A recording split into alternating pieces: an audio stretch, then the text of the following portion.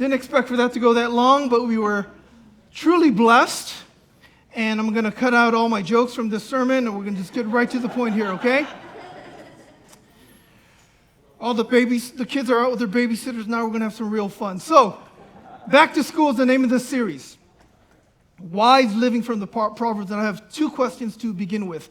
First question is, think back to 2015, about 7 years ago. Here's my first question. You can respond by applauding. 2015, 7 years ago. How many were coming to Sunday worship in 2015? Applaud. Oh, wow. Okay. That's a majority of you. Second question. This is only for those that applauded. All right? Back in 2015, I did a sermon series on the book of Proverbs called Wise Living. Clap if you remember that series.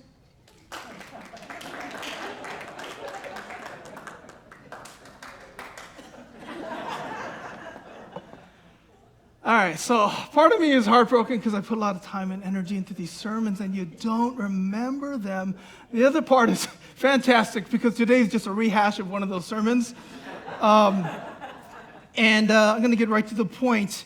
Today's sermon is about a topic that's mentioned in Proverbs more than any other besides wisdom itself. It's a subject that comes up again and again, and that subject is language, speech, or words. We all speak words, we type words, we write words, we sign words. We all use words. And Proverbs says that words are powerful. Words can change a life, and they can destroy a life, or they can be life-giving.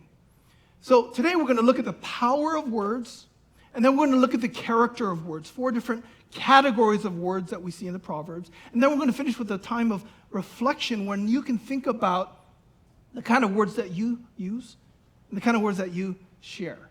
All right? So, first, the power of words.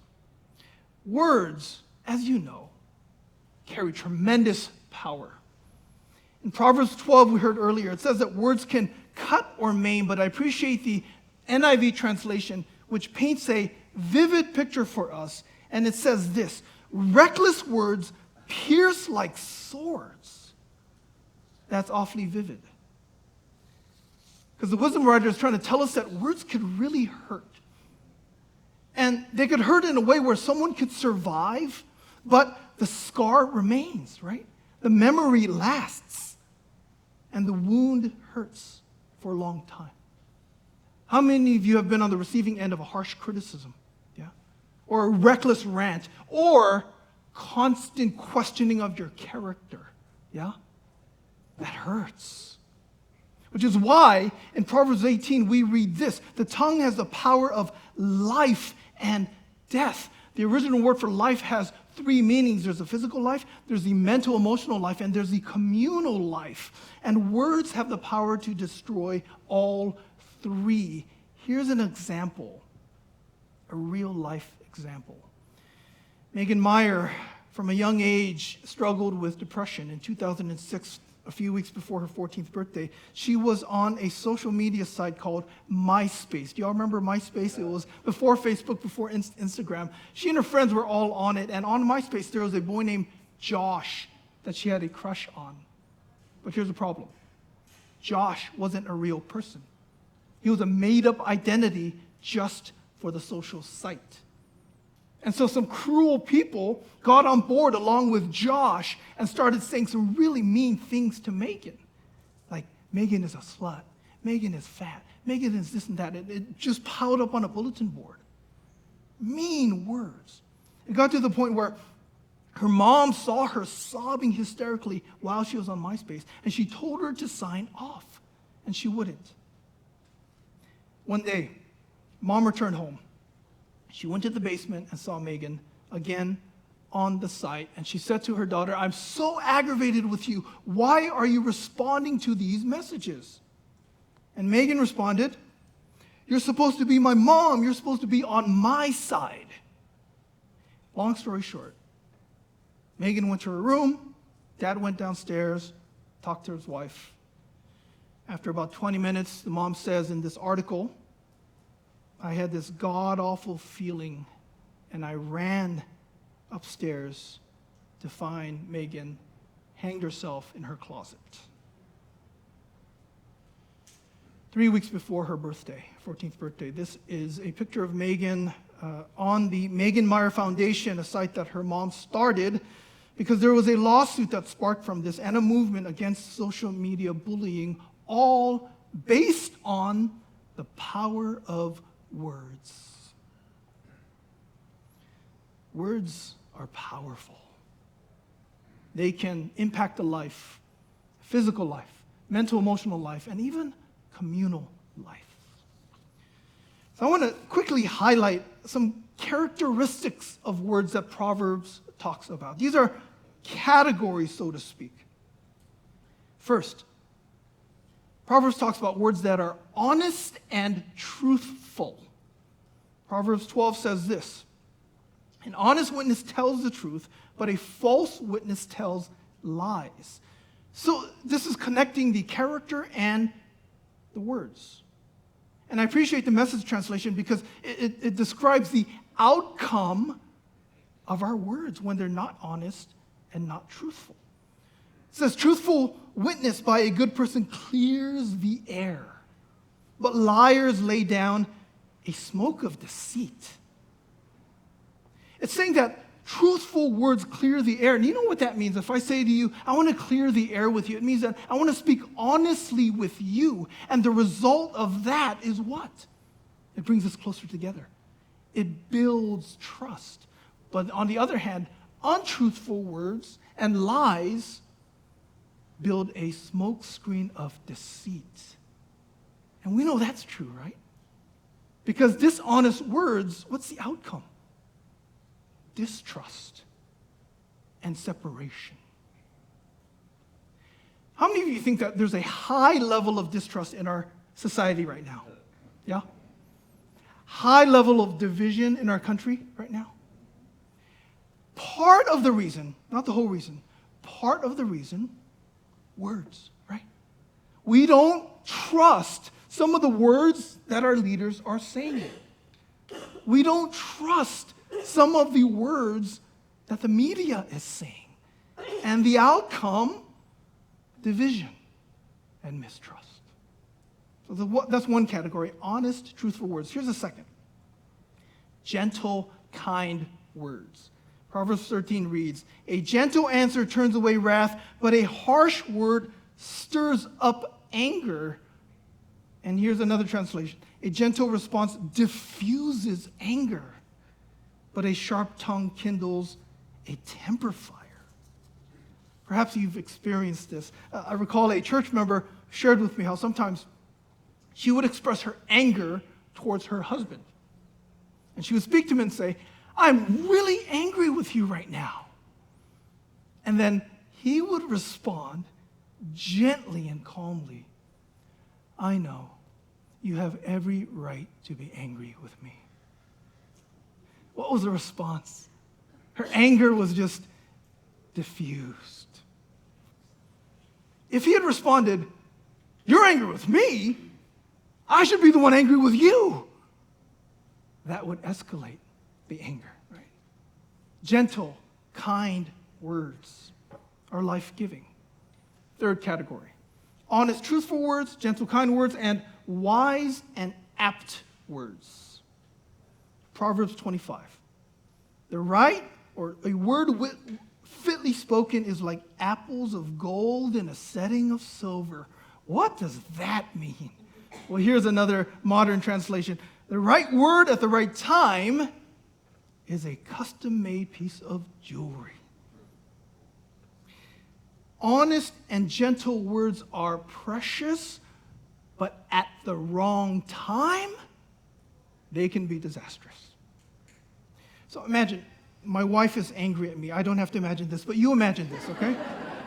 Because I did something wrong and I'm 100% in the wrong.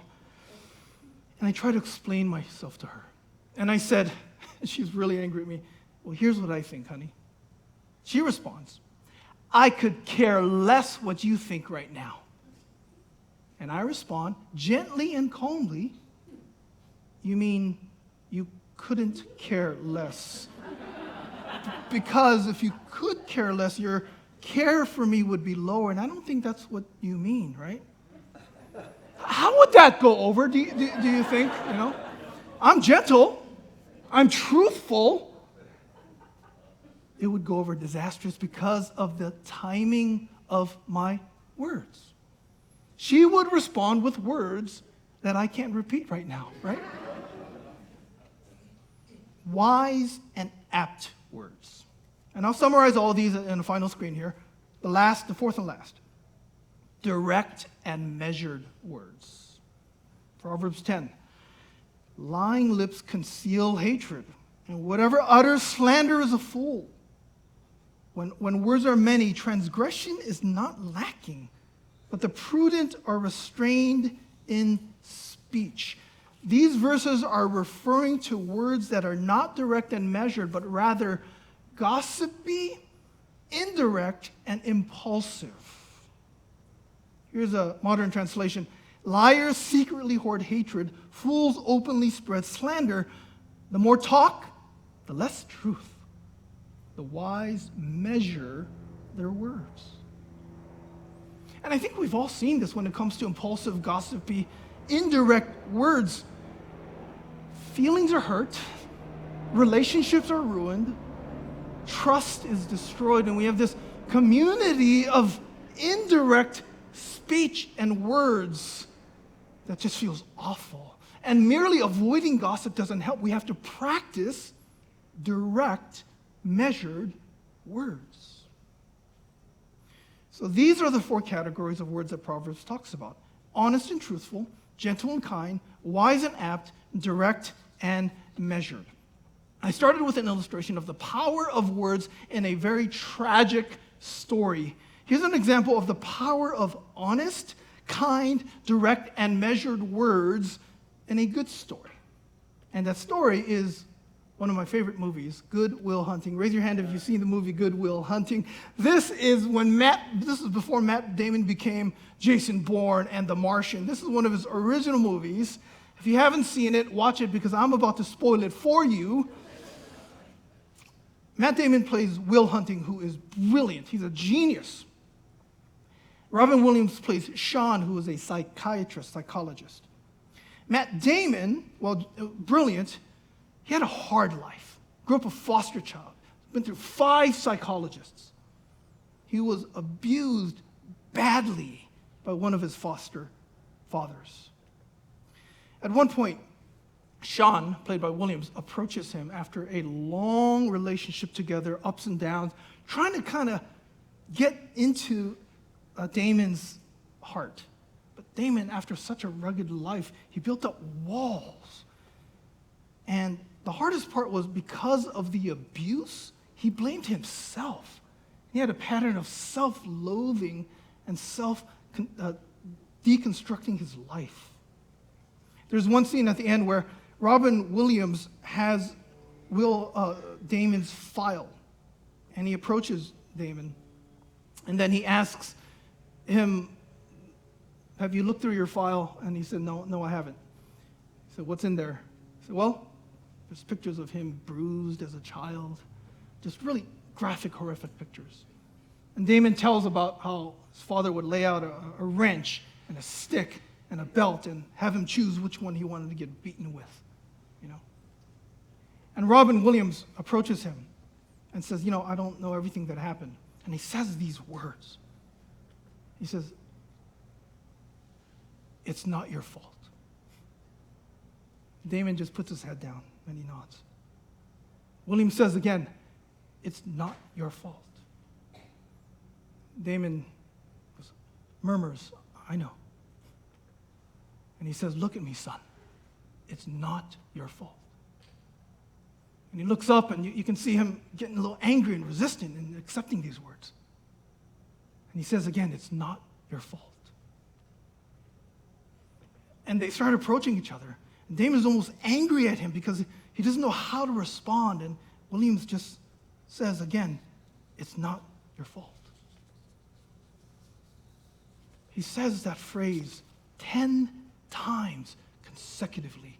It's not your fault. And you can see a moment when Damien just allows the words to sink into his heart after years of resentment, years of pain, years of self-loathing, years of putting all that horror on his own heart. He releases. And he just hugs Williams and just weeps hysterically. And you can just see how those words lifted all that pain and suffering, even for just a moment. Words are powerful, truthful and honest and wise and apt and kind and gentle and direct and measured. Words can change a life and lift up a life. So these are the categories, and I started by telling you that 7 years ago I did this same sermon series and this same sermon except with a few different illustrations. And you know what? 3 years before that I did the same sermon series on Proverbs and the same sermon on language, and since then I kind of changed it a little bit and did it again. And I say that because more than 10 years of studying Proverbs and the importance of words, more than 10 years of preaching Proverbs and the power of words, I still speak words that aren't always honest and truthful. I usually speak words that are kind and gentle, but can be really harsh at times, especially to my loved ones. I try to be wise and apt, but sometimes I'm reckless with my words. I can be direct and measured. I can also be passive-aggressive with my words. And I think we're all that way, right? We want to use these words. This is stuff that you all know, that these are the kind of words that we should speak, that we should share. But we all fall short. So what do? Try harder? That'll help to a certain extent. I've been trying for 10 years. More willpower. It's about your will. Yeah, that'll take you to a certain level. Proverbs says this: the hearts of the wise make their mouths prudent, and their lips promote instruction. What's that telling us is that where your heart is from where your words will come. You want to change your words, change your heart. And one of the things that helped me change my heart, and you hear me referring to the Message translation a whole lot because Eugene Peterson wrote the Message translation. He translated the Bible, ancient words for an ancient culture, to modern language, today's culture, today's words. And he did that because he believed it's not always what you believe, it's how you behave. It's not what you think is true. The Bible is about what is livable in your everyday life. And the only way that a textbook can come to life, the only way that words could come to life is the very foundation of Scripture. And that's what helped me believe that these words that I struggle with, that I want to speak in life-giving ways, I can be found in the one Word who became flesh. He's been called the Alpha and the Omega. What does that mean? It means that in the Greek alphabet, he covers all the letters, all the words.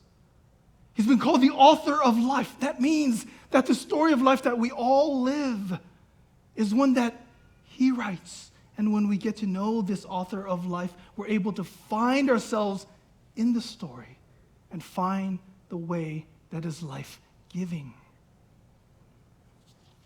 I can give you a whole lot of tips, a whole lot of instruction, but I think where it comes down to, where's your heart? We all speak words. We all use words. We all type and write words. But to have them become life-giving, I believe, is found in being with the Word that God sent, the embodiment of God himself. The Word became flesh. The opening song were these words. And this is a tool that I just leave with you. That may this be your prayer this week. You can work on your words, but let these words sink into your heart. May the words of my mouth and the meditation of my heart be pleasing to you, O Lord, my rock and my Redeemer.